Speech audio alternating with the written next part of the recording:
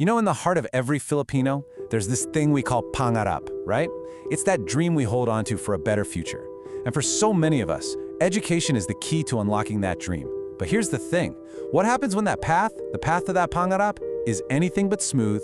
Well, let's get into it. Yeah, this question really gets to the heart of it, doesn't it?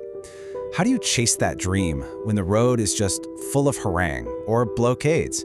And this isn't some hypothetical problem. This is the reality, day in and day out, for learners all across the Philippines. And look, we're not talking about small speed bumps here. These are more like giant concrete walls, especially if you're trying to learn out in the countryside. So if we really want to help, genuinely help, we have to start by understanding exactly what these walls are. Okay, to really get this, let's talk about something called a last mile school. I want you to just picture this for a second. Your classroom, it might just be a makeshift shack. There's no electricity.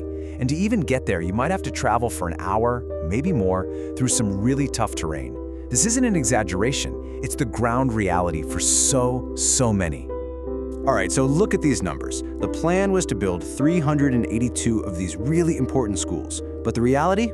Only 133 have been completed. That gap? Wow. That gap represents whole communities just waiting for the most basic of basics. And it's not just a last mile problem either. Nationwide, get this, the classroom backlog is estimated at 165,000. Just try to wrap your head around that number. That is a massive shortage of actual physical space for kids to learn in.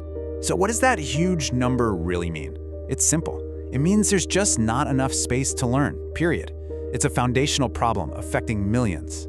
So we're short on rooms, but that's not all. We're also short on people. Check out this number, 43,014. That's how many teaching spots are currently empty across the country. And that's more than just a staffing gap, right? It means there's a shortage of guides, of mentors, someone to actually walk with these learners. Because we all know education is so much more than four walls. It's about that human connection and guidance. Okay, so we're short on space and we're short on people. And then there's the challenge of time itself. 53. That's the number of teaching days just gone in a single school year because of calamities and other disruptions.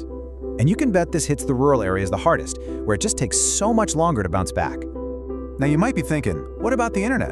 And yeah, there's some good news there. Access has really jumped up from under 18% in 2019 to almost half of households now. That's great. But, and this is a big but, that progress isn't felt everywhere. For so many people in the countryside, having stable, affordable internet is still just a dream. Which brings us to this piece of advice. And honestly, this is so important. If you are building any kind of program for rural learners, you have to start with the assumption that they are offline. It's not a nice to have. It's the absolute starting point if you want to make any real difference. Okay, so we've laid out all these barriers. The lack of classrooms, teachers, time, internet. But this brings up a huge question. Who exactly are we trying to help? Who is this learner? Because the answer, well, it might just surprise you. The big number is 10.7 million. That's the count of out-of-school children and youth in the country. It's a staggering figure. But the most interesting part isn't the number itself, it's who makes up that number. And this chart just lays it all out. Look at that biggest slice. The largest group of people who are out of school, it isn't little kids, it's young adults. People between 20 and 24 years old. That's a game changer. Yeah, let that just sink in.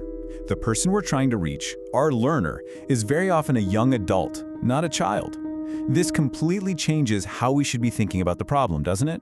We have to shift our focus to these young adults who've already left the school system behind. So the big question is, why? Why did they stop going to school?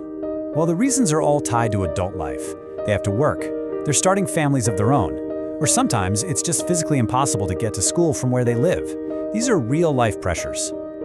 Okay, so when you put it all together, you've got these massive structural walls on one hand, and on the other, you've got a learner who is actually a young adult juggling grown-up problems. It becomes crystal clear.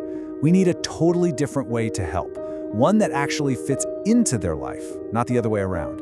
Trying to push them back into a normal school schedule, it's like trying to fit a square peg in a round hole. It just doesn't work. The old ways, they just aren't built for this new reality we're seeing. So what's a better way forward? Well, it boils down to three really simple but powerful ideas. Number one, assume they're offline. Always start there. Number two, design for adult life. That means being flexible for work, for family. And number 3, keep it simple and practical. Make sure what they're learning can be used in their life right now. And that brings us right back to you. After hearing all of this about the real walls they face and who the real learner is, what's one small shift, one simple adjustment you can make in how you think about helping? What's one thing you can do? Something to think about. Thanks for joining me for this explainer.